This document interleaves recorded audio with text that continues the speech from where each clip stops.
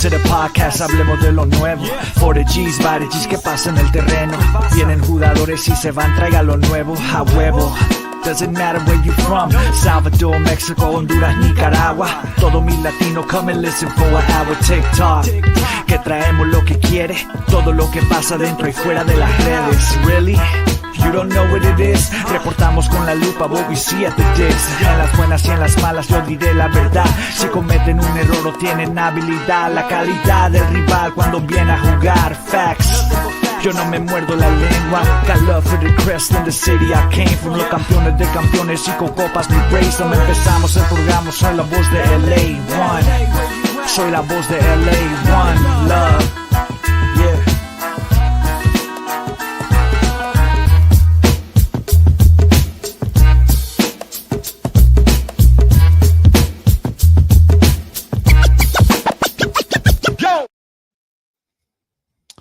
Hello, hola, and buenas, and welcome back to another episode of Lacuna Galaxiana. This is actually another season of Lacuna Galaxiana. Welcome to season 3, to the podcast always made with love for all you LA Galaxy fans out there, wherever you may be. I hope you had a joyous holiday season and had a happy new year.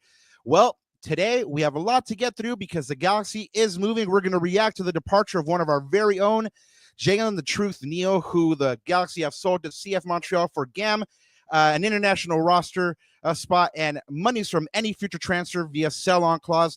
We'll examine if the deal is a good one for the Galaxy and try to do so dispassionately. Talk about if it's good business for the current champions and just where that leaves the Galaxy roster-wise after Neal's exit. Plus, we'll look at the upcoming Galaxy player rumors and try to parse fact from fiction during silly season in the transfer window. As always, I'm one of your co-hosts, Rob Halon. You can find my written work at El Escudero. You can find my written work at Extra Time Talk. You can find me online at El Escudero de LA. And once again, let me bring back to you the cosmopolitan one, El Yerno Guapo y El Gitano Perdido, Anandita Querana. ¿Cómo estás, papá? Bienvenido desde España. Salute, man, because it is 6 in the morning here. It's so early. It's early, but I'm coming back this week, so this will be the last me, like my face looking completely just like that. I'm like completely tired and I need like 2 cortaditos and all that stuff. But you know what? You look like you were hanging out with Snoop Dogg. I look like I was having New Year's parties all over again, right? Yeah, man. Well, Dia de los Reyes, though, right? Dia de los Reyes, exactly. So for any of you guys that celebrate, of course, happy King's Day. But no, first of all, happy New Year to everyone listening and everyone in the chat. Of course, this is our, unofficially our first episode of the new year. Of course, we did a pre-recorded episode that we dropped in the new year, but we recorded that technically last year. You know, all this good multiverse podcast stuff. It's wonderful. But no, man, I'm doing good. Gotten canceled. Can you believe that shit? Season 3, dude. Season Trey, like Raul G said. But first of all, I just want to say what's up to everyone in the chat because we missed y'all. Wanted to say what's up to G Cam, to Scott, to one and only Rocio, Raul G, man, all you guys always popping in here in the chat. Thank you so much. And we missed y'all. And welcome to 2025, man. Welcome to season 3 unofficially. But yeah, no, I'm good, Papa. Looking forward to being back on a normal time schedule to these pods. Coming back this week. Of course, you're not enjoying doing them at 6 a.m. I mean, I'm enjoying being here, but man, it's a tough life out there, guys. But we do what we can. But yeah, no, man, I'm looking forward to coming back. And it's crazy because we were about to pop on this pod. You and I were Oh, that's the first one of first one of the season. That's a shot for Ananda. First of the season. So by the way, what's up is Israel otra vez. Yeah, just that's the first one of the season, and we were about to prepare for this pod, and we are like, should be a slightly light news day. Of course, we didn't have a full pod or full stream in the last week because we had that way too early Galaxy predictions pod. But man, woke up Spain time or whatever, and all this news just dropped. So let's just get into it, Baba. Let's get into it. Yeah, man. We did not start the day the way we wanted to, but we're gonna talk you guys through it. Hopefully, you guys will get some kind of solace from any news that we're bringing you. And yeah, man, like Ananda said, a bunch to get through today, even though we weren't expecting it to be like that. So we're gonna break right into it. But before we do, we just want to always thank you guys in chat for doing what you do and helping us out and supporting the show. We did get to 510 subs. Sorry, not 510 subs, 410 subs. That'd be great if we got to 510 subs. But we are on the drive to 500, and the only way we're going to actually do that is if you guys keep doing what you do. So, keep putting someone on. We really appreciate it. You guys know what to do. If you guys are here, subscribe to that YouTube, hit that like button, drop a comment in there. Keep letting us know what you like about the show, what you don't like, what we can improve on, what you want to hear more of. And that includes, these breakaway pods like the Los Gatácticos series that Ananda does with the Profe Alex Ruiz, who, by the way, go ahead and check out that back catalog and the entire back catalog of La Cuna. We've had a couple of really good guests in the season 2. We're hoping to do the same in season 3, but in season 2 we had El Presidente, Will Kuntz. I mean, we had Dr. Tino, we had Jalen Neal, who we're going to be talking about a little bit later today. So if you want to go back and reminisce, go ahead and check out that episode. But yeah, let's get into it, Ananda. Because there is no, do your thing. I mean, you already did most of it for me. The only thing I'll have to add to that is that, of course, if you guys want to contribute to our Chat the Fun, it's right there on the screen, or everyone listening on playback, buymecoffee.com/La Cuna Galaxiana. We're definitely going to need the Chat the Fun for the CVI, because that should be a massive, fun day out. And you know what? Para la gasolina, homie. We might see a completely different back line at that time, Robert. So with the way things are going, but we'll talk about that. Of course, we'll get into that a little bit later. Of course, Rob talked about our back catalog. Also, guys, check us out on Goals TV. We did a fun episode called Box to Box. If you want to listen to the origins of this podcast and maybe find out a few fun facts about Robert and myself, go ahead and check that out. I think we'll be back with them soon. We're planning to do another video with them fairly soon. You called me Robert. You never called me Robert. That was weird. You are asleep. It's like 6:15 in the morning. Yeah, exactly. You went mom. Either call you like Rob or people won't get this one, but El Charquito, right? El Charquito, yeah. Yeah, that's an inside joke. The puddle, for those of you guys that don't know Spanish. Well, we might tell you one day. Who knows? Yeah. Pero papá, como siempre, antes de olvidarme, buenos días, tardes o noches y bienvenidos a otro capítulo de La Cuna Galaxiana. I cannot speak. La temporada número 3. Vamos, papá. Vamos. I just need to get into this, man. I need another one of these. This fool's on a couple of different blizos right now, man. Oof. Well, chat, I just want to say this. If you spend all show talking about food, I'm going to be really bummed out because I actually didn't have dinner in Israel. So, you know what? Talk about food, and then I can fantasize about what we're going to have later. Lentejas nomás. Lentejas are bomb, bro. Baby girl made me some really good black beans a couple of days ago. But anyway, let's get into this pod. First and foremost, congrats to King Kino. Robbie Keane has been hired as the new manager at Ferencváros, the Hungarian power club based in Budapest. They're one of the biggest clubs there in Hungary. Currently second in the league. And he, of course, took Maccabi Tel Aviv to the title last season. So now he's getting a shot in Hungary. And let's see how it goes for King Kino. Props to him and good luck. Happy birthday to one of his teammates, current Sacramento Republic FC president and general manager, Todd Donovan, former G champion. He's celebrating 44 years on this ball of dirt we call Earth today. And yeah, I mean, when you talk about club legends, I mean, he's got to be in the conversation just because, he was one of those solid depth players that just always seemed to be integral to those winning sides. He played for Los Angeles 215 times in all competitions, 4 goals, 14 assists. He won 4 MLS Cups with LA, 2005, 2011, 2012, 2014. He won actually a total of 5, Ananda, one with the northern neighbors, San Jose, in 2003. And he has the U.S. Open Cup Shield. He has the U.S. Open Cup, a supporter shield, 2 of them actually, 2010 and 2011. And he was named to the MLS Best 11 in 2011. more importantly, he also won a couple of Humanitarian of the Year awards, both from U.S. Soccer and from the clubs that he played at. So, Todd Donovan, we love to see that. We love to see you doing that good out there.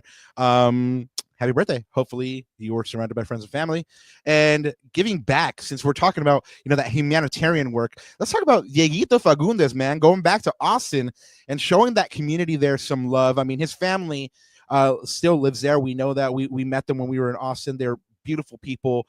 We loved talking to them. It was actually his brother Gary's birthday a couple weeks back. Happy birthday, belated.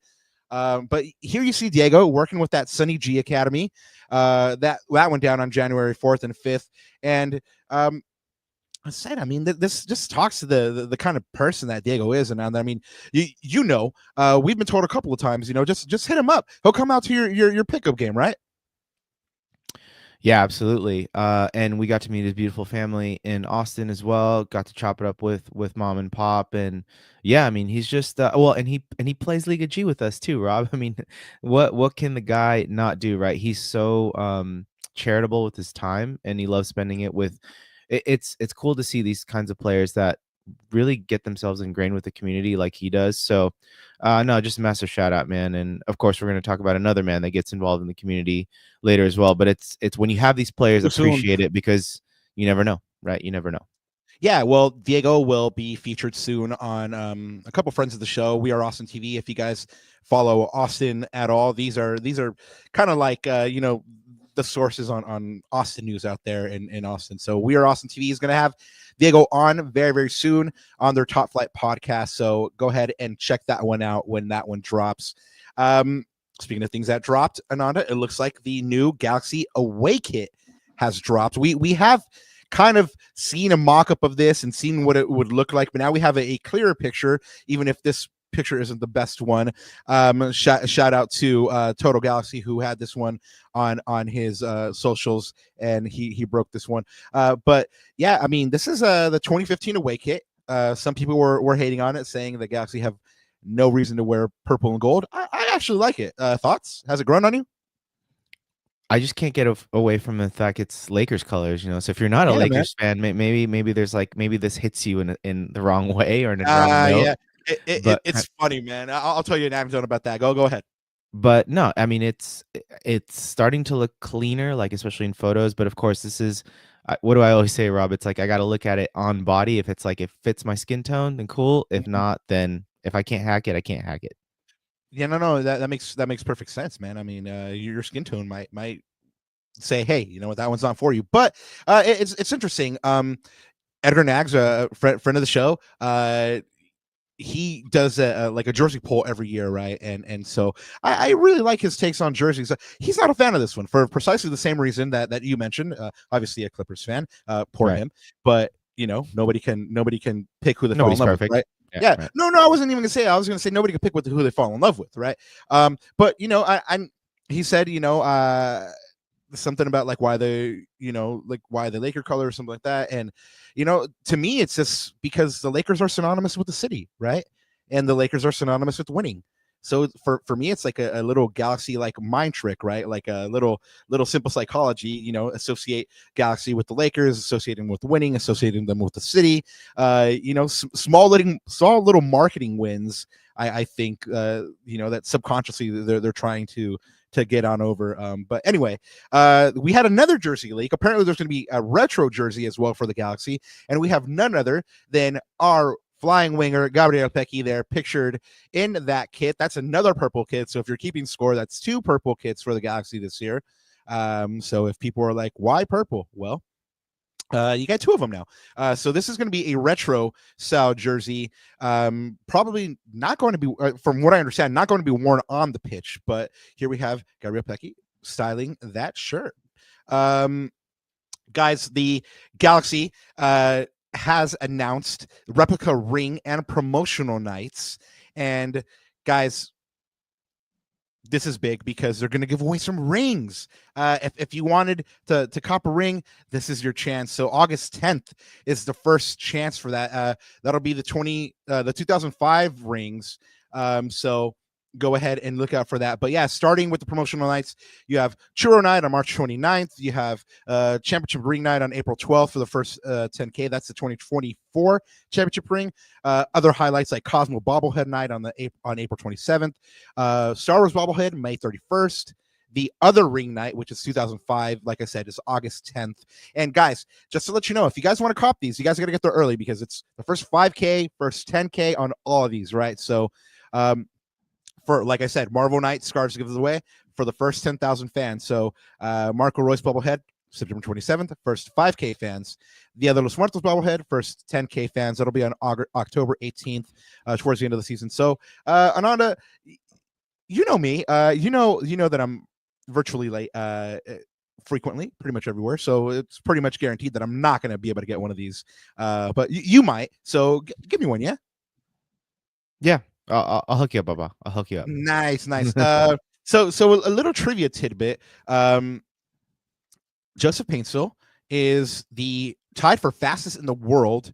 This was revealed by PFFC. And yeah, he's tied with Ricky J. Jones, clocked at 37.6 kilometers per hour. I mean, the man's basically a gazelle.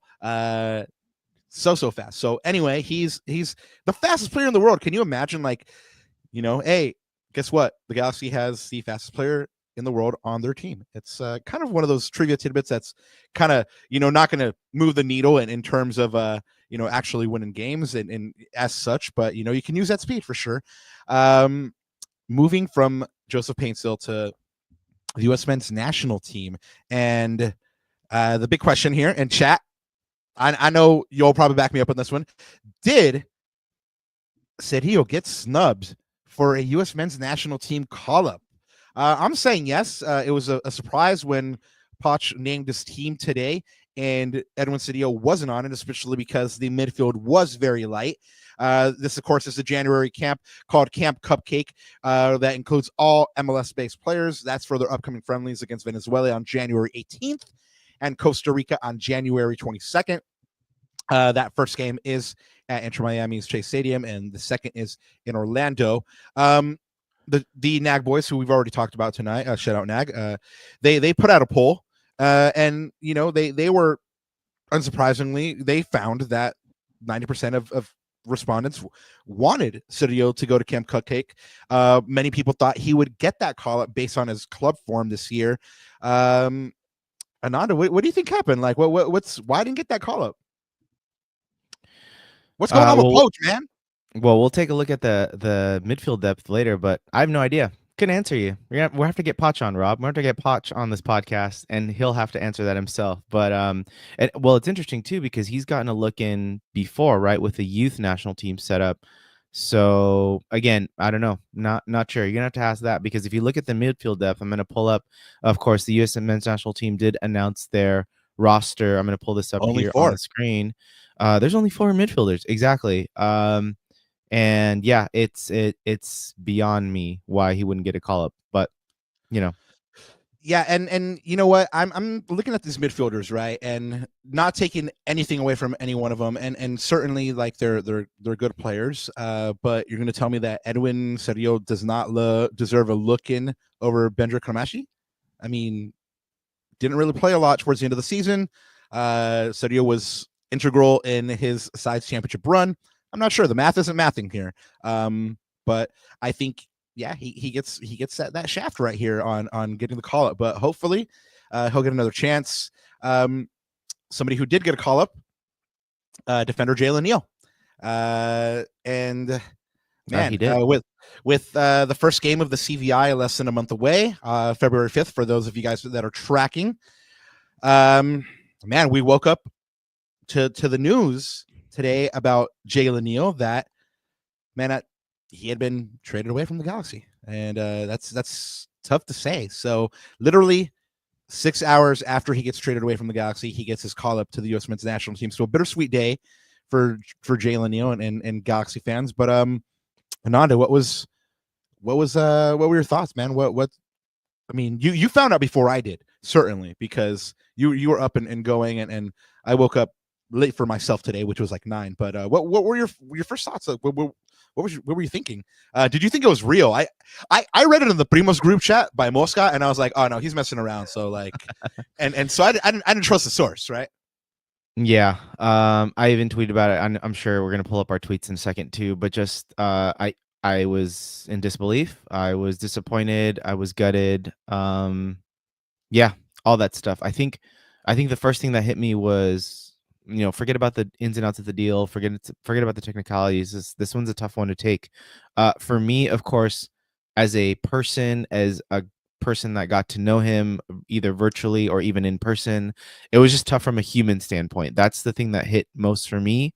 Of course, I didn't have the same reaction to Gaston because when you have when you meet someone and you start getting to know someone, of course you start rooting for them, right? So I think that was the part that hit me the most. I even texted you when I saw it. I'm like, dude, check this out. I just saw this. Gutted. That's all I put. By the way, you know Baby Girl's ESL, right? English as a second language. I had to explain to her what gutted meant today. Like destripado, like when they rip your guts out, right? And that's kind of how it felt, right? Gut punch in the morning that hurt, right? Exactly. Yeah, exactly, GCam. That's what I woke up to. Like I said, a bunch of you probably woke up to the same news, and it's nasty news to get on a Monday. It's still kind of hard to work out because I think that Jalen's like the one and only player that like I kind of had developed like a personal relationship with. Not to say that we were close or we were friends or anything like that, but whenever we saw each other, he was friendly. Like we certainly spoken to Galaxy Mom frequently and gotten to know the family and stuff like that. So this one hit me a little bit harder, like you said, than Gaston did. I just started thinking about like practical living situation stuff for him, like he's going to be in Montreal. Where does he know French? He's going to be 21, away from the country for the first time, so like all those things that started popping through my head because, I have that familiarity with his family and stuff like that. And far be it from, him as a player, but just as him as a person, I started thinking about like, what does this do to disrupt his life? And Baby Girl had to kind of like settle me. She's like, he's a footballer. Like he probably knew that this was a possibility at some point in his life. And he's probably more good with it than all the Galaxy fans are because he's, going to get to do what he loves in his profession, which is play.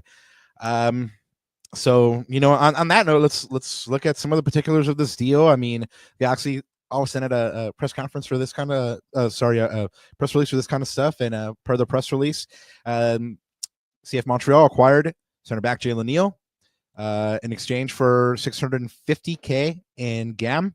That's $450K in 2025, $200K in 2026, and a 2025 international roster slot.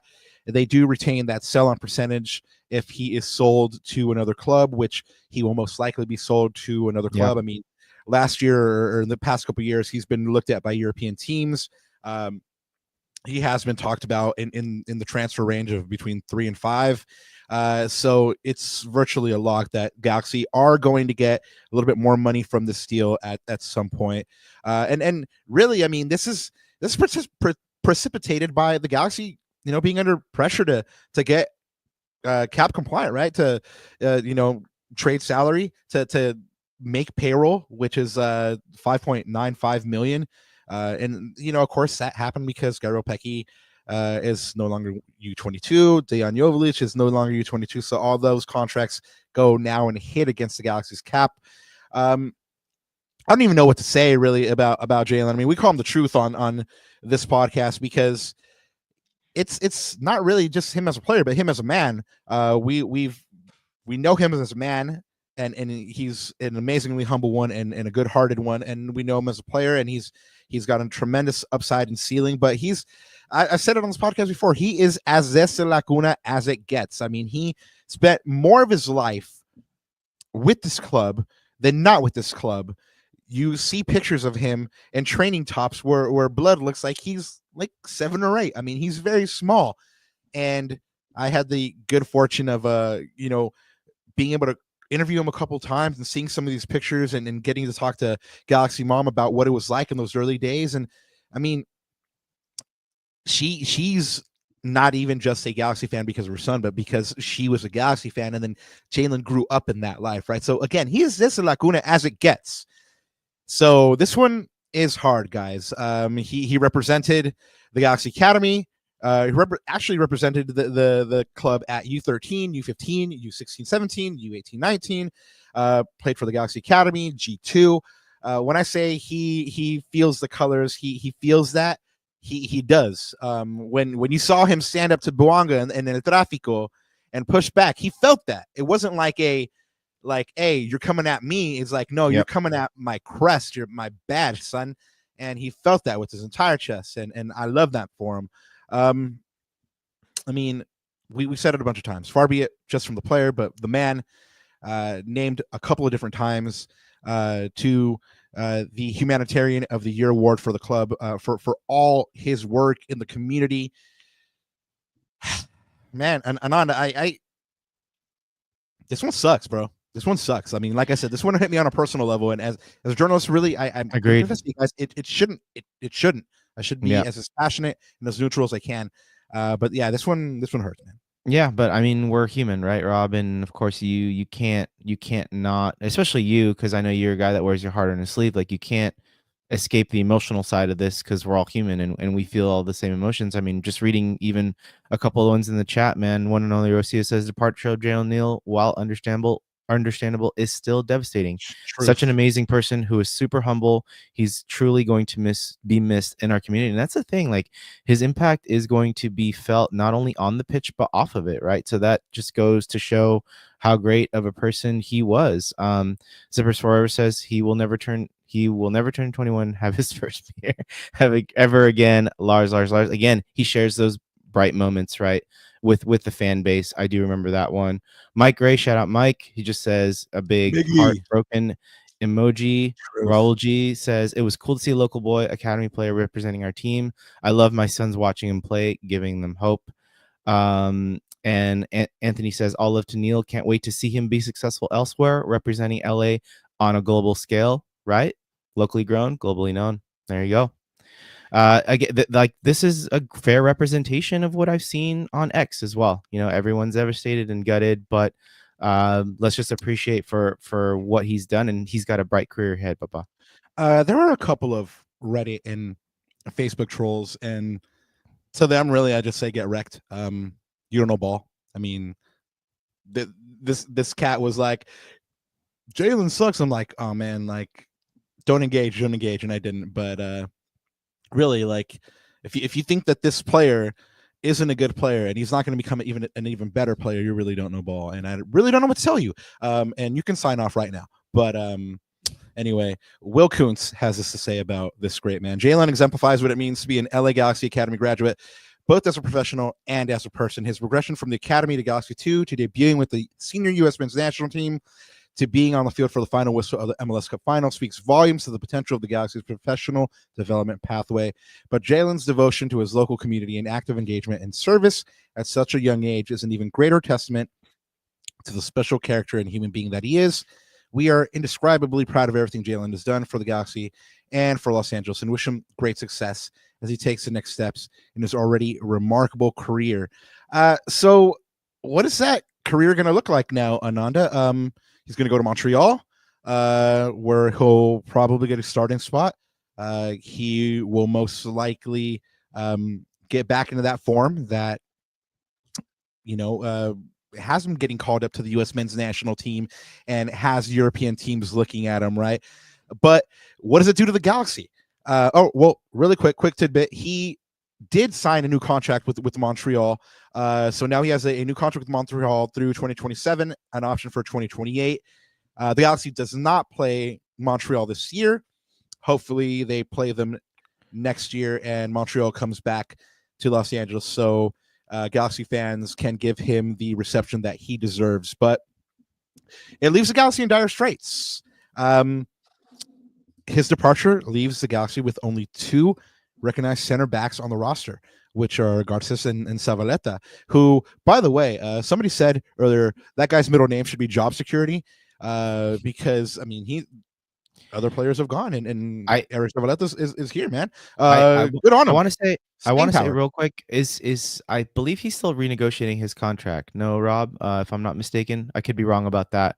Maybe we have to fact check that one. But the other thing that I also heard too, because I was listening to Josh and Panda before this, which is he may be the longest tenured player now on the team, or it might be Dejan, not sure.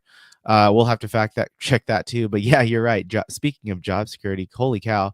But if Zavaleta is renegotiating his contract, that's one recognized center back right now officially on the roster. Of course, lots of moving pieces. We'll look in a little bit towards the end of the show in terms of roster depth and what we need and all that stuff. But yeah, just the final one on Jalen. This one, who says Gary said this. It's a result business, but this blows. Absolutely. Oh, That's yeah, what it is. It's not palatable at all, but I mean, it is a business, and one of the things that I love about Galaxy Mom is that somebody asked her, like, now are you going to be Montreal Mom now? And it's like, no, I was a Galaxy fan before Jalen, and I'm going to be a Galaxy fan. You guys will still see me at the digs, and I love that, because it just, it's that club culture, man. It's that crest, and I know that Jalen's a professional and he's going to go play his heart out for Montreal, but I mean, I've spoken to the man. I know how much that this crest means to him, and he is a Galaxy fan himself. So, man, once a G, always a G. Well, you spoke about earlier about your official reaction that you published. So I'm kind of curious to see what that looks like. Well, then let me pull it up. Is this one mine? No, that's yours. So let me pull up mine. So again, as I mentioned, I'm just going to read it out. So I said initial reaction, devastated, gutted. Jalen's an exceptional player, both on and off the pitch. Always representing the badge with grace and pride, as desde la cuna as it gets. Again, I stole that from you because I think you put that perfectly. Wishing him all the best, and hopefully we can see him in a U.S. men's national team shirt again. And I said, thank you, Truth, once a G. And then I'm going to pull yours up, again, just echoing the sentiments. Jalen Neal is a gentleman on and off the field. He got it. He understood fighting for the badge and colors. He represented his city, and what's more, worked tirelessly to improve it and his community. On a personal level, it's a pleasure to have gotten to know him and his lovely family. So I think, look, it's pretty clear the sentiments, sort of emotionally from the human perspective, right? Broken. But Papa, if you look at this deal on paper, now looking at the technicalities of everything, like what we got in return, really interesting, right? And it was interesting because I was just looking at our notes, and you posed the question to me, and I think I'm going to pose this one to chat too, which is because this one for me came out of the blue. It was one of those things for all of us. In all of our episodes that we've done. I didn't mention Jalen Neal's name once because I thought his hat wouldn't be in the ring in terms of players that we had to move away from, right? Just based on the salary cap. Look, really quick, I'm going to tell you that the vast majority of my colleagues in the media covering MLS and the Galaxy were surprised. I mean, a few weren't. I mean, the Podfather was like, I'm not very surprised by this, but yeah, I mean, I would say like 95% of my colleagues were. Yeah, but the interesting query that you posed for me was, does Jalen's sale prioritize a win now attitude rather than setting up the team for the future? And I think that's interesting because, look, if you look at the deal on paper, Rob, we actually got quite a bit in return, and I feel you think it was enough? I'm not sure if it was enough. I'll say it's enough if it accomplishes keeping together the roster based off of like the GAM and all. Again, dude, there's so much. Like, I know you told me that you were spent like a couple hours today reading the MLS roster rules. I mean, it is. I'm glad I'm not in. They're so murky. I'm glad. God.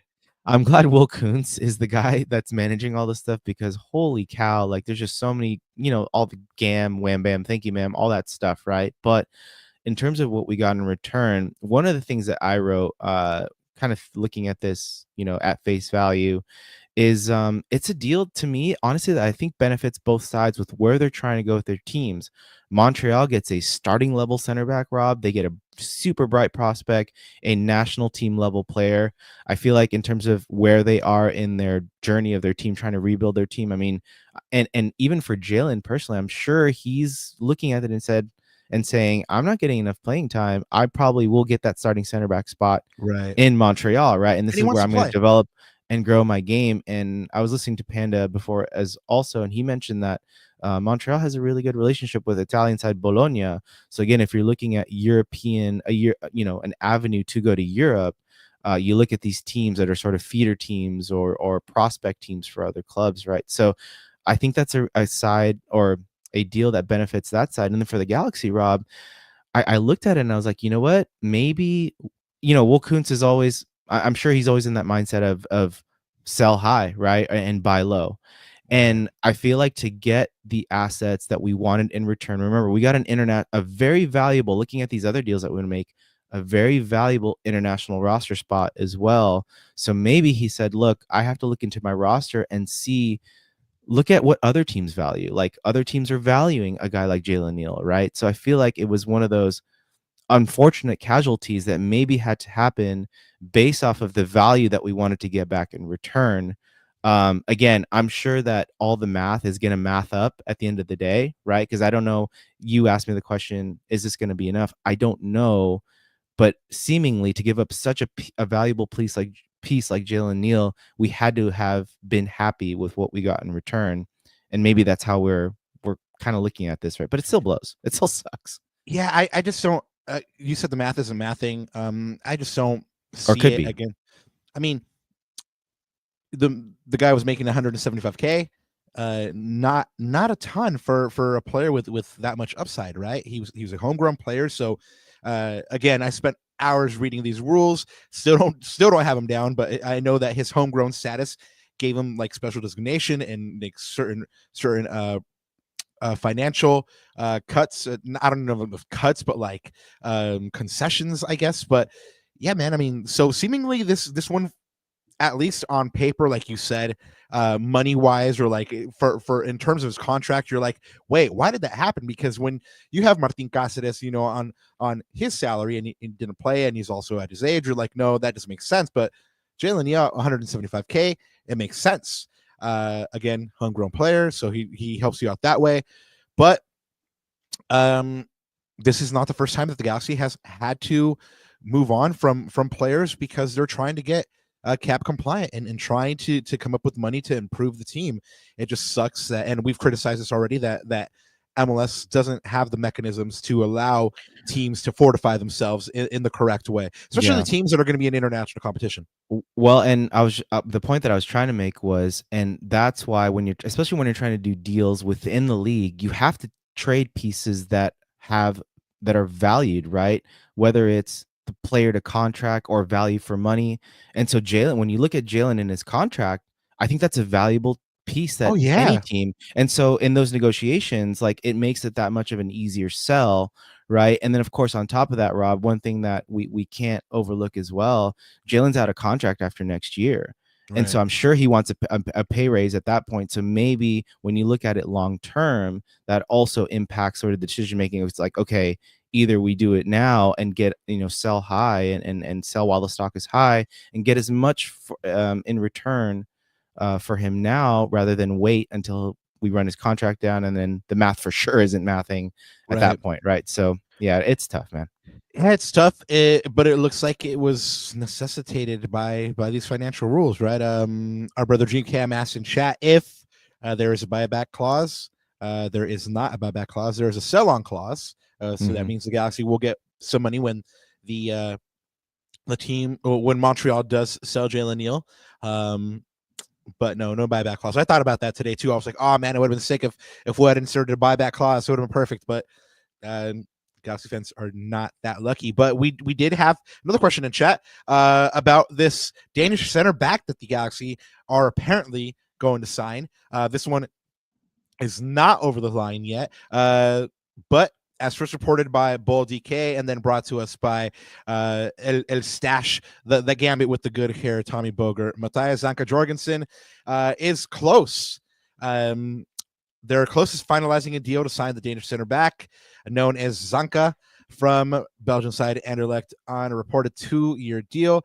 This guy's 34. He can also play as a right back. He has a long European career. He joined Anderlecht from Premier League side Brentford in the summer.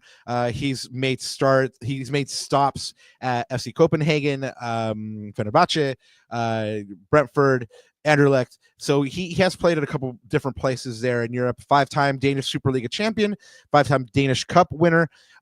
He was Player of the Year for FC Copenhagen in 2017. And this one, it looks like it was brought to the Galaxy by technical director Mikkel Dentrer, who had worked with the player at FC Copenhagen. Ananda, yo sé que tú eres el man con todos los facts. You have all those good stats. And I know you did a little bit of homework on Zanka here. So go ahead and tell us a little bit more about him. Yeah, I always resort to the FB ref sort of pie charts. And so, guys, I did the same sort of what we did last time for... Ooh, I'm not ready for this.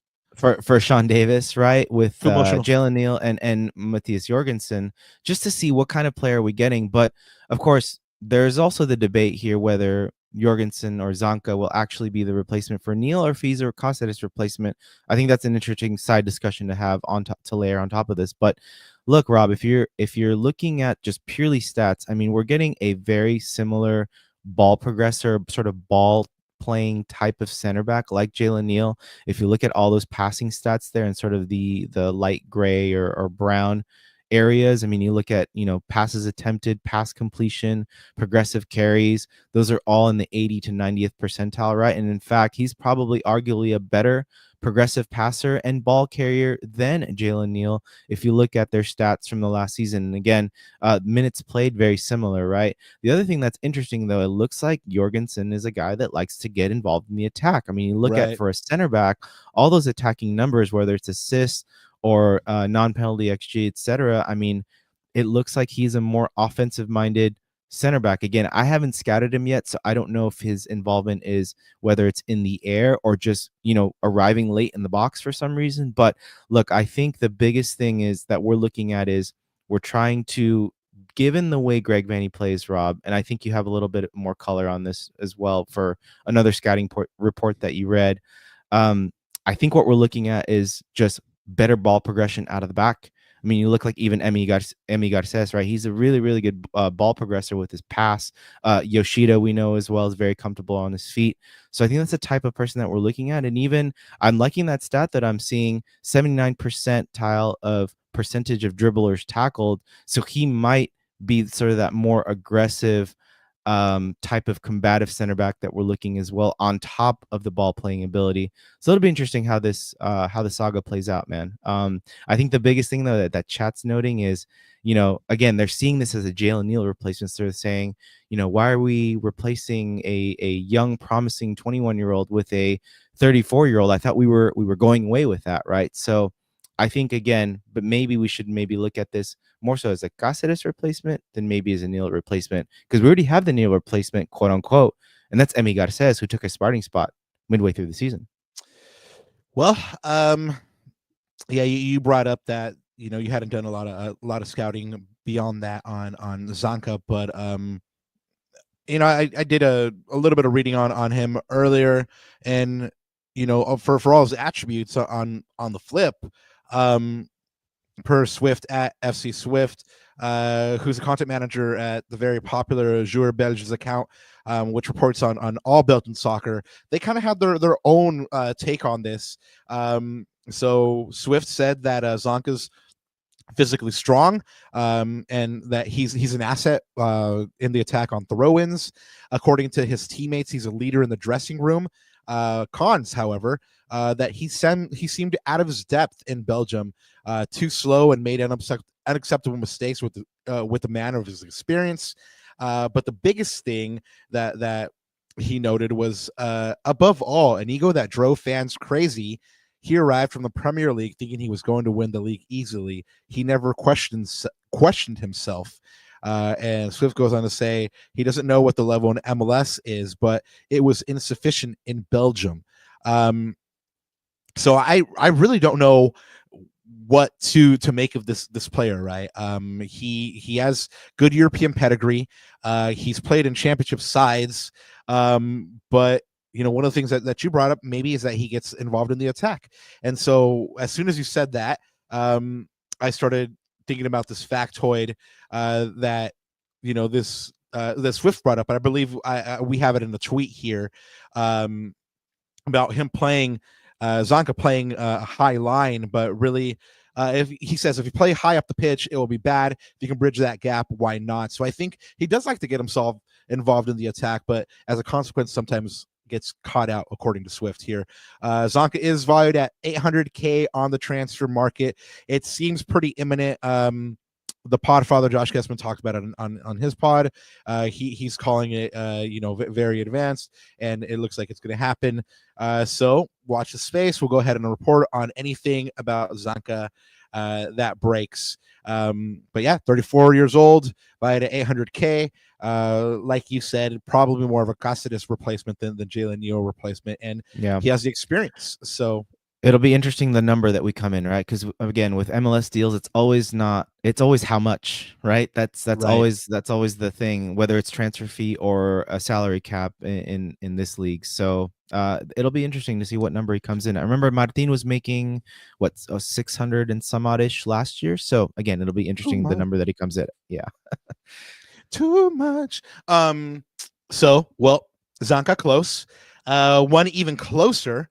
Lucas Sanabria to the LA Galaxy. Those rumors are red hot.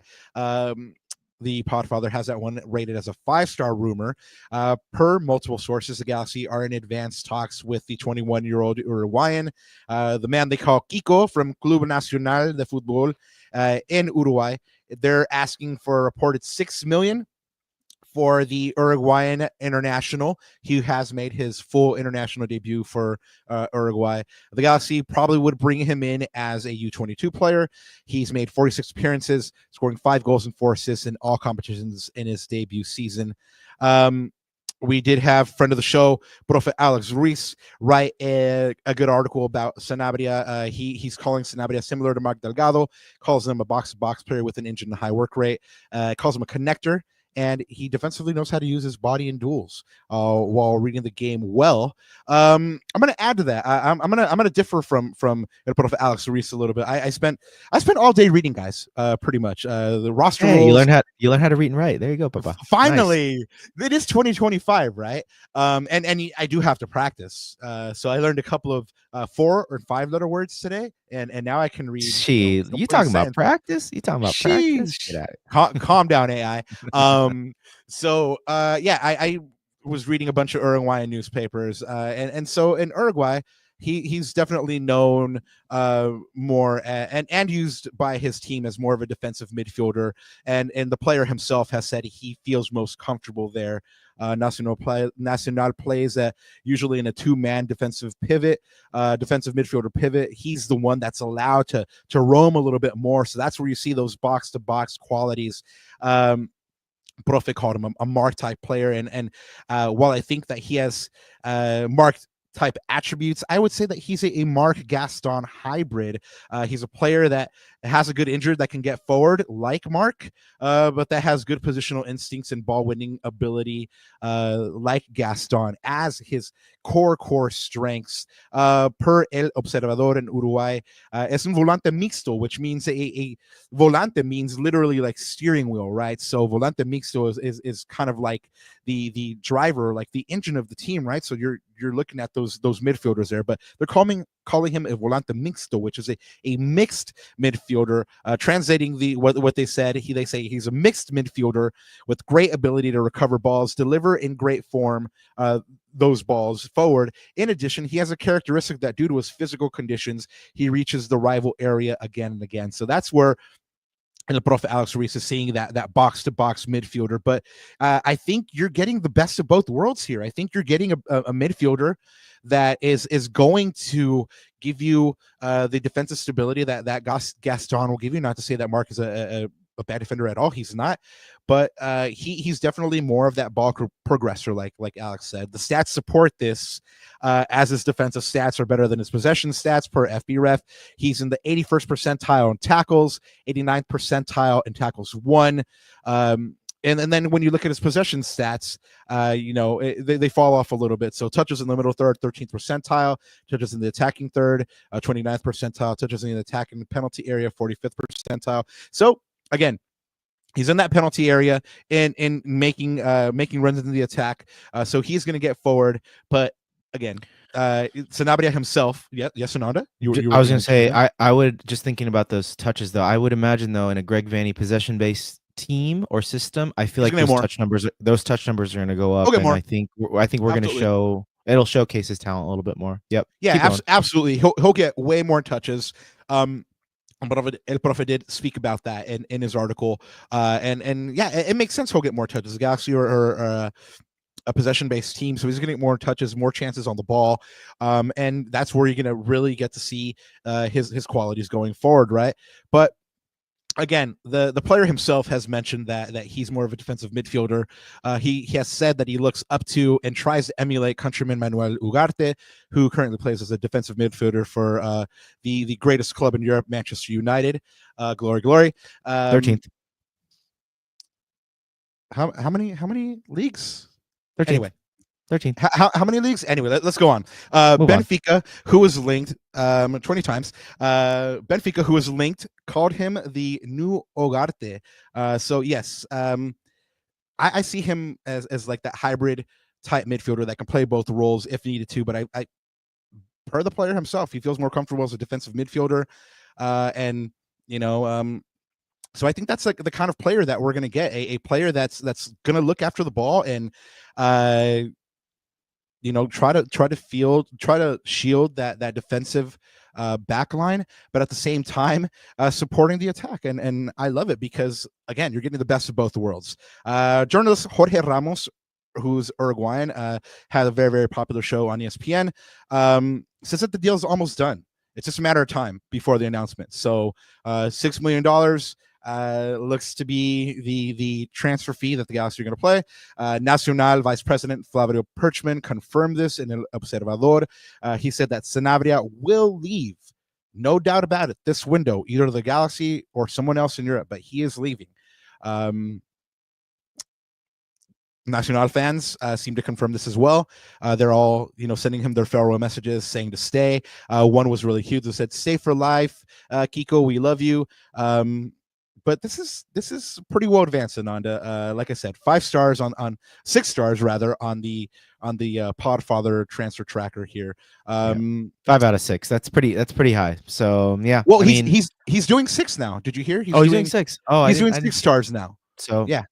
So I think it's but he did this rumor 5 out of 6, right? So that's pretty. That's almost done and dusted. Yeah. So it'll be sure, interesting. Man. What are your thoughts on this one? My thought is I know nothing about the player and I trust Will. I feel like that's going to be my thought. I can rinse and repeat that for almost every single one because he's unearthing these gems in every corner of the globe. Whether and again in different stages of their careers, right? So clearly though he sees something something out of these South American players. He's had success there before. Uruguay of course has a really, really good talent pool, and Rob, again, let's not forget we're in a lot more continental competitions and that type of experience, right? He has experience in the Copa Libertadores, if I'm not mistaken. Absolutely. So those games will replicate themselves, especially in CCC. And man, we need players when we need players like that rely, or not rely, but have a good sense of the physicality of the game that can up their levels when it gets physical, right? And especially in those types of situations. So excited, man. Whenever he gets announced, hopefully he gets announced soon. I'm very excited to have him and see him play. Well, hopefully they invite us in the media out to his presentation or his announcement. I was actually going to go right here, Ananda. Studio asked, where would Sanabria leave Surreal? So after everything I've told you about the player, how he describes himself, how the media in Uruguay sees him, after you've heard, Alex's scouting report, my scouting report, where do you think Sanabria's introduction leaves Sergio? Still in his starting spot until Sanabria or someone bumps off of him, right? But this is what we want. We want this depth. Of course, we're going to be one midfielder light already in missing Ricky Puig for most of the season. So I don't think Seria goes anywhere, man. I think, again, we've always talked about this even last year, competition for places breeds really, really good, sort of raises the bar, raises the level, the floor of what this team can achieve, right? So we need competition for places.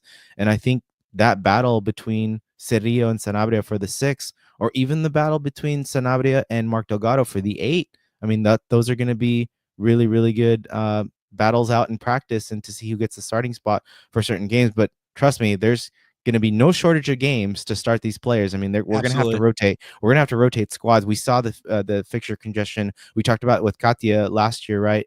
If you look, especially in that August time frame, if we're still in Leagues Cup, Leagues Cup games now are midweek, etc. So very, very a lot of fixture congestion, especially in those parts of the season. So we're going to need them. We need all of them. Well, just like with Zanka, as soon as something breaks on Sanabria, we will let you know. That one is even more advanced than Zanka.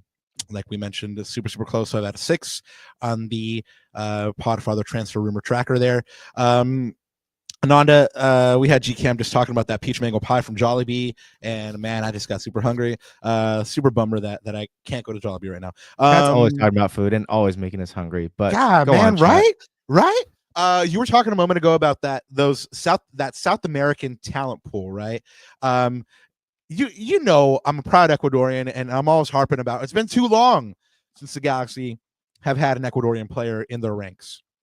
And so I was very, very happy when a rumor broke that a young Ecuadorian from my Ecuadorian club, actually, Emelec, the club of my father, the club of my grandfather, that they were looking at a young Emelec defender named Diogo Bagui.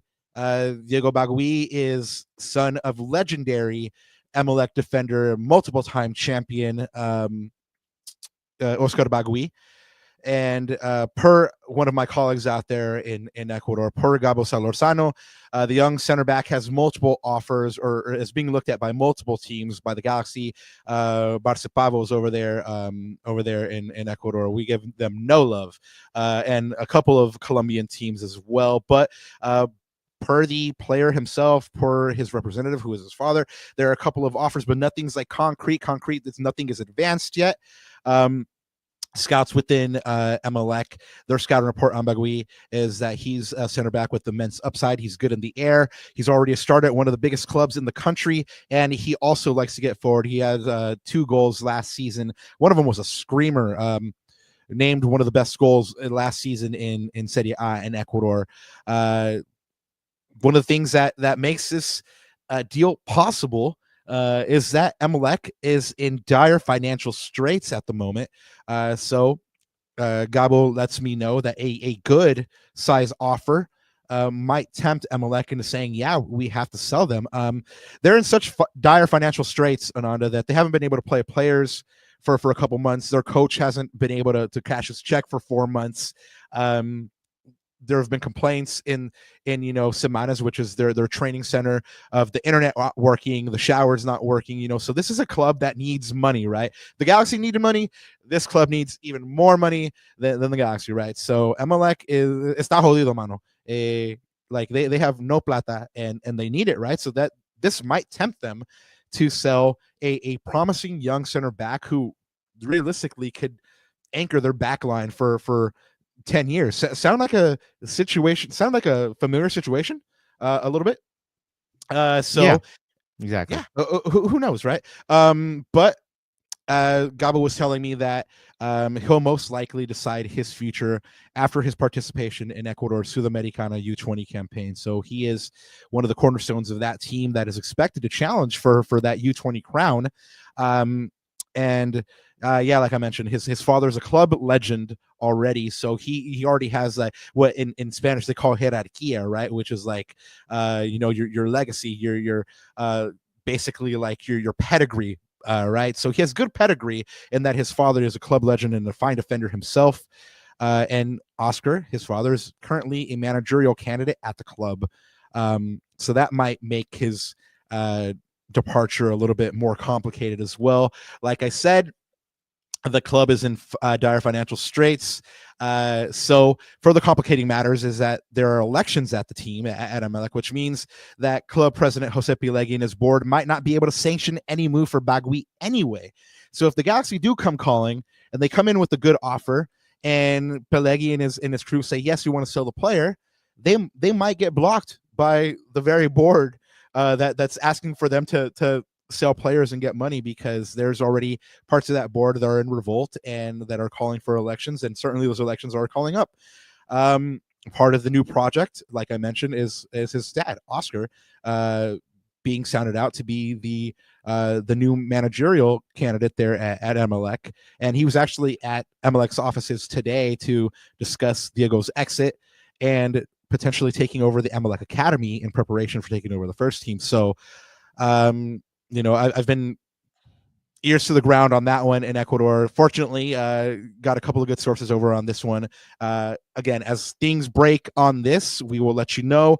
But as far as I know, nothing will be decided until Ecuador's participation in the Sudamericana U20 is over, which tells me that he probably will not be there if he does come in by the CVI tournament. So the Sudamericana, I believe, ends on the 4th, and then CVI starts on the 5th for the Galaxy. So it just doesn't make sense that it'll be here. But, I don't have a tracker rumor myself, but from what Gabo says, again, if the Galaxy come in with a tempting offer, Emelec is in such financial dire straits that they might accept it. So I'll probably give this one a warm 3 out of 6 right now, because it's been confirmed by the representative of the player, his father, that there has been contact by the Galaxy. So maybe a 2 or a 3 right now. Yeah, I think if we don't have to designate him as a U22, I think there's a possibility that it may happen, right? Especially with given our contract situations with their center backs. So we'll see. Well, he's 19, so yeah. I don't know how. None of these roster rules are clear, damn it. And as much as I read about him, that's what I'm guessing. Yeah, but I even took it to like Chat GPT and Merlin, and I was like, simplify these rules for me, and it came back and it was like, I don't know what the fuck this says. Oh, sorry for cursing, y'all. That's how frustrating it was, right? So anyway, Bagui for me is a possibility. It's not hot, but it's not cold either. It's kind of like things happen in Ecuador, very slow. But this one is warm. One that we do know is cold, and it is dead, is this Jesus Igor rumor. When Tommy was breaking this news about Jalen and Zanka, Galaxy Fan Talk said Igor Jesus not coming to LA Galaxy, and Tommy Boger said pure absolute nonsense. Remember, guys, love it. This one was widely reported by several Brazilian and Portuguese outlets who had said this deal was done. $4 million was enough to get it over the line for Igor to leave Estrella de Amador, who he was on loan from Flamengo. But Tommy Bogert said, nah. And you know what? I'm going to believe Tommy on this one, because Mans hasn't been wrong, right? So for those of you looking for that next Brazilian starlet on the Galaxy, it doesn't look like it's going to happen. Sorry about it. Other transfer mentions and team news to go ahead and try to wrap this one up here for you guys is Gino Vivi. Saprissa wants to keep him. Of course, he's been on loan in Costa Rica. Juan Carlos Rojas, Saprissa president, has said that he wants to make Vivi's loan permanent, and he is in negotiations with the Galaxy over his permanent signature. And just like you said, Ananda, so are Maya Yoshida, Eric Zavaleta, and Brady Scott, all in contract negotiations with the Galaxy. So where does that leave the Galaxy, Ananda? You want to take us through a quick roster roundup? Yeah, I mean, we're still trying to figure this out, guys. So, of course, tune into us, but tune into the Podfather as well. He's always a good salary cap expert. Of course, tune into, I know MLS puts out, an official sort of GAM guide out there, right? So, of course, we'll share anything that we'll see. But, if you look at just in terms of the big designations, right, whether it's DPs or U22s, etc. So, of course, we've got all of our 3 senior DP spots filled. So that's Puig, Peck and Paint Sill the Killer Peas. Of course, the U22 thing, we're still going to get some sort of clarification on, because Dejan's the interesting one, right? Because he is sort of de-designated, or whatever the word is for that, as a U22. I mean, he came in as a U22, but he is phasing out of that because he's turning 26. A source within the club, what they told me, the word that they used was graduated out of the U22 initiative. Right. I hope he got a diploma. Yeah, but what we don't know is, do we get that spot back, or is he still counted as U22? So what we do know is we have one U22 spot available that we can fill. So of course that we're looking to bring in Sanabria at that deal, again with the transfers fee, etc. So that's sort of that lever that we have there. International slots, again, I think the fact that we traded Jalen, Rob, to get an international slot, I think that just goes to show the need for an international slot, right? So I'm assuming that Lucas Sanabria would be in an international slot, as well as Zanka as well, right? So again, you need one for Bagui as well if he comes. Exactly. So I think those are coming at a premium. Remember, guys, again, I don't know how this actually works, but we do have an extra international roster spot that we can use this year from the Tyler Boyd deal that we did, Robert, because the part of that deal was international slot in 2024 and international slot in 2025. Say that 20 times fast. So again, I think it shows just sort of the importance of having those international roster spots. Again, we'll get the final tally of what that looks like as we get it. And then, of course, the GAM tracker right now is at 2.916 million. I think that number probably means more to Kuntz than all of us, because I don't know what that gets us or what that allows us to do. But clearly, we need some of that to sort of fill out this roster, right? Yeah, well, before there was only a certain amount of GAM that you were able to use, and now you can use up to 3 million for deals, if I understand it correctly. But again, I read a bunch on this, and I'm maybe like 5% closer to understanding it, man. But it is murky, and there are like a bunch of rules, like, but if you do this, then that, and if the player is this, then you can do this. And I'm just like, damn, I'm glad that Will's at the helm and he understands all this, because I am having trouble doing that. Yeah, but to round off this this pod, guys, I do want to pose this query to chat, Rob, and we'll talk about it briefly as well, because I'm going to pull up. I actually did my own little depth chart here for the Galaxy and sort of what our roster shaping up to look like. But chat, sound off on this one. Based off of everything that you guys are seeing, based off of everything that you guys are hearing, fill in the blank for this one, guys. We used to do those fill in the blanks. But fill in the blank for us. The Galaxy need to make their next signing in, and you can choose defense, midfield, or attack. The Galaxy need to make their next signing in one of those areas. I think for me, it's kind of clear on this one, Rob, just given where our roster is shaping up to be. But yeah, chat, go ahead and sound off, and then of course we'll pull up the depth chart here pretty soon. Already some answers coming in. The defense rest, man. I mean, that's where I was going to. And I think your depth chart supports this. Yeah, absolutely. So again, I here's the depth chart that I'm pulling up here. Although I could make a case for a different department, but we'll get to that in a little bit. But yeah, if you look at the depth chart again, everything that I put on here, guys, and even Yoshida, I had to put an asterisk on there. It's players that we know are signed, that we either picked up their option, that are on the books essentially. So for example, players like Yoshida, players like Eric Zavaleta that are still renegotiating their contracts, even players like Brady Scott, right? Goalkeeper Brady Scott, he's still renegotiating his contract. Those I did not put on this, right? So right. And I think chat's picking up on this, which is I would have looked at this yesterday and I would have been like, maybe it is the midfield. But after that Neal sale, it's pretty clear, man. We've got to make. I mean, right now, Garces is the only guy that we have signed through next year's roster, right? So, again, I think though, look, if I had to make a guess on it, Rob, I'm assuming that the deal that we made for Neal, I think that's sort of.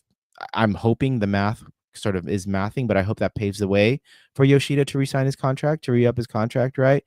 which is interesting because you brought up the point in our way too early predictions that he is going to not only not start all 34 games like he did last year, but he's going to be out of he's going to be in and out of the rotation just based on I think it was health, or I forgot your exact reasoning, but so that's interesting, right? And of course Zanka as well as part of that rotation, and then we'll see what we do with that fourth center back. Is it going to be Zabaleta? Is it going to be a guy like Bagui, right? But Rob, I mean, even the midfield, I think there's a reason why we're looking at Sanabria. Look at the depth chart there, and we only have Cerillo as the DM. Of course, don't forget about Sean Davis, guys. But again, he is probably more of a box-to-box, maybe an 8/10, right? A guy that maybe is going to push up a little bit more, although he can play DM. It's interesting. I think his role is really interesting, Rob. I'm interested to see in the CVI, especially sort of like what qualities does he have, because I feel like he was a slightly different player in Red Bull than he was in Nashville. But I do remember a point that Katya brought up, which is a really good point. I think as soon as they had the coaching change, he was not only underutilized, but he was utilized probably in not to suit his strengths. Right. So it'll be interesting to see what and exactly, and system that didn't suit him. So it'll be interesting to see sort of what role he's going to play in that midfield. And then, of course, Rob, I haven't even talked about this at all, but remember, don't forget about the academy kids. I mean, we have guys like Aaron Bibu, guys like Tarko Lepli, Isaiah Parente. Are they going to find ways to break into this first team as well? So it'll be interesting, man. You might have to fact check me on this one, but I thought Bibu was a permanent transfer out. Was he? Well, the last press release that I read was we picked up his option, and then I didn't read anything after that. So you could be right. You could be right. We might have to fact check that one, but I just based it off of the last the roster decisions, team decisions. The day after we won MLS Cup. Oh, you're on mute, Papa. We're super fresh. No, he's still listed as an LA Galaxy player. So okay. I don't know where I saw that. It could have been me reading about somebody else, but yeah, contract expires on December 31st, 2025.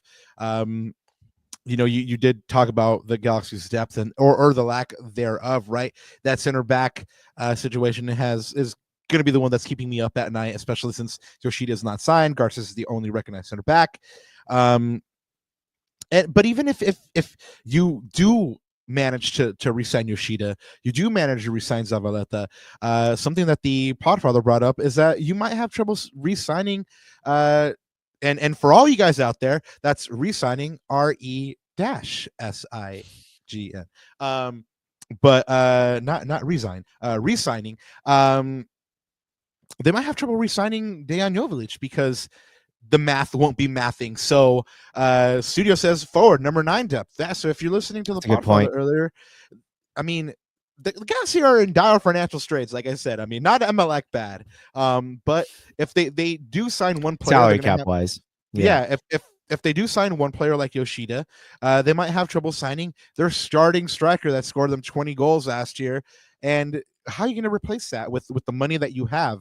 Or are you going to rely on Miguel Berry and Aaron Bibu in the new year? These are questions that I'm glad I don't have to answer. I'm glad that Will Kuntz has to answer. But yeah, the depth chart is kind of worrying me a little bit. K-Back said that the Galaxy will probably be the most complete that they've been for a training camp in a little while, but I still see some holes right here, man. The center back, especially a couple places in midfield, potentially the biggest one if Dejan leaves because the Galaxy can't re-sign him is a starting striker. So what do you do at that point? That's a huge hole. That's going to be a really interesting decision. Look, I would love to keep a potentially 20 goal a season striker like Dejan. I think he had a fantastic season. But again, we know that, European clubs are sniffing around, right, for Dejan. If we can get a sizable transfer fee for him, one of the things that I heard the Podfather say was you can convert some of that transfer fee, Rob, into GAM, right, up to 3 million, I believe. So that's a huge cog in the wheel. So do we decide to do that? I mean, we've talked about even a player like Gabriel Peck, right? Again, in my opinion, I think it'll be pulling the trigger a little bit too soon. But if we get a ridiculous offer, I mean, Will Kuntz has to look at it. And Rob, the one thing that I wanted to close this conversation and cap this pod off with is, what I love, though, is the fact that we're having these types of conversations and going back to the K-Back's point of us being ready for CVI. I mean, before during the Decade of Doom, I never felt that way as a Galaxy fan. We were never ready. There was The always holes, Decade right? of Doom. But like Look huge, who woke huge up. holes. But like huge holes in the roster, right, Rob? And especially because, I mean, for us, the good thing is we already have the 3 DP slots filled. I mean, that's a huge get, right? Like that's number one, first and foremost. Yes, And they're producing. I understand that Ricky Puig is going to be out for most of the season, but that's an uncontrollable. We can't do anything about that, right? But that's the biggest piece. And then now we're just like trying to refill or retool our fringe spots, right? Or quote unquote fringe spots, not really, but a lot of the foundational pieces are there, right? So this team is set in terms of the core pieces, and now we're just trying to add or bolster the roster in the depth positions, like you said, Rob, and give this team a different dynamic moving forward, especially in those cup competitions. But again, I don't want to lose sight of the fact that I feel like we're moving and shaking, Rob. I mean, when was the last time you saw the Galaxy move, maybe other than last year when with the Tyler Boyd and etc.? When did you see the Galaxy move and shake like this so early and be so decisive? And as we talked about in the past, have plan B, have plan C, have plan D, right? So if we know that we're going to trade Neal, okay, we've already got a backup already lined up, right? And this is a beautiful they thing must to see with the team. Yeah, they must have a plan. If they're pulling the trigger on selling Jalen Neal, they have a plan. They're working. Yeah. Trust the process, I guess, is the old adage that LA Galaxy fans love and hate. But yeah, trust the process. I mean, Will Kuntz did do a lot of moves that last year were unpopular. Tyler Boyd leaving was the big one. Billy Sharp leaving another one, and it worked out. He brought a title to Los Angeles, and so did the team. So I guess in the chef, we trust. There's still some work to do, but we know that they're hard at work doing it. So Ananda, anything else to add before we get on out of here? Nope. I'm gonna try to catch up on sleep, and I'll see you all on Thursday. This guy, how you gonna sleep after like 3 coffees? No siesta. No, I'm gonna do siesta. I'm gonna do siesta. In Spain, as the Romans do. Yeah. After a nice paella or parrillada, you're gonna go ahead and take your little siesta. I mean, man, I gotta enjoy it while I'm here, right, Papa? Right. But no, I just want to say that it was just nice being back in chat, and you guys are on fire per the usual. And yeah, I mean, guys, the 2025 season, the title defense is already starting, right? But again, the front office the FO is hard at work, guys, and I think we just have to sit back, see where the dust settles, not try to get not try to overreact, or even in this case positively, right, or negatively, emotionally.